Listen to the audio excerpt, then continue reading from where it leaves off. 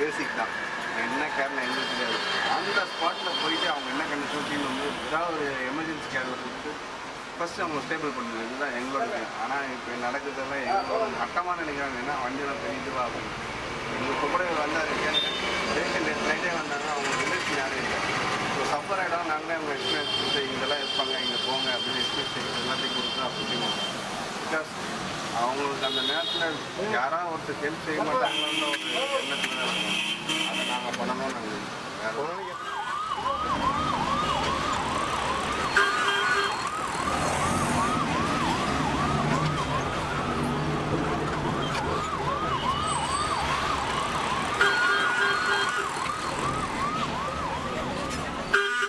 பையன் அவ்வளோ ஃபிஃப்த்து படிப்பாங்க. என் ஒய்ஃப் பையன் வந்து நம்ம ஓஎம்ஆர் அடிப்பட்டார்.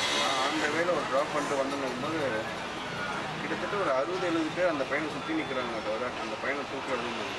எனக்கு ஃபஸ்ட் எய்ட் கூட பண்ணல, எதுவுமே பண்ணலை. என்ன ஆச்சு ஏதாச்சுன்னு தெரியாது. அடிப்பட்டுனாங்க உடனே தூக்கி எங்கே போகணும் டிஆர்எஸ் யாராவது சொந்தக்காரங்களாம் தெரிஞ்ச பையன் யாராவது ஏற்றணும். ஆன் த ஸ்பாட் வரணும். வந்து கிட்டத்தட்ட ஒரு 10-15 நிமிஷத்தில் ஓஎம்ஆர்லேருந்து வந்து ஓஎம்ஆர் பையன் சேர்த்து நல்லா ஆகிட்டு ஒரு 3 வருஷம் கழிச்சு என்ன வந்து பார்த்தோம்.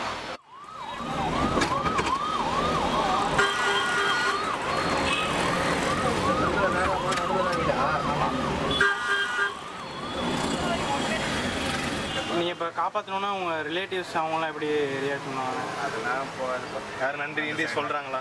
அவங்க ரிலேஷன்ஸ் அப்போதைக்கு கலையில் கூட்டிச்சு நாங்கள் தான் அவங்களுக்கு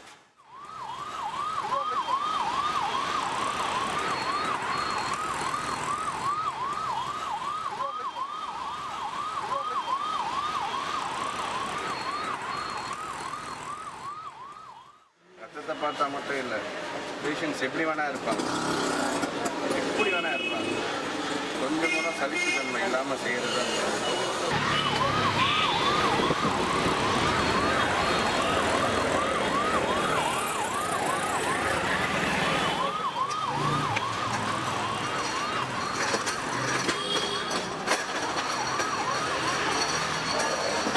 அவங்க ரிலேஷன்ஸ் அப்போதைக்கு கலையில் கூட்டிச்சு நாங்கள் தான் அவங்களுக்கு உயிரை பணைய வச்சு கொண்டு சேர்க்குறாரு ஹாஸ்பிட்டலில். அப்படி தானே ஏப்பா?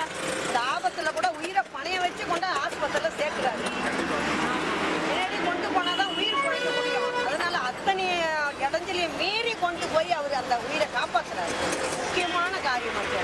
ஒரு கடவுள் மாதிரி வந்து காப்பாற்றுறாரு. கடவுள்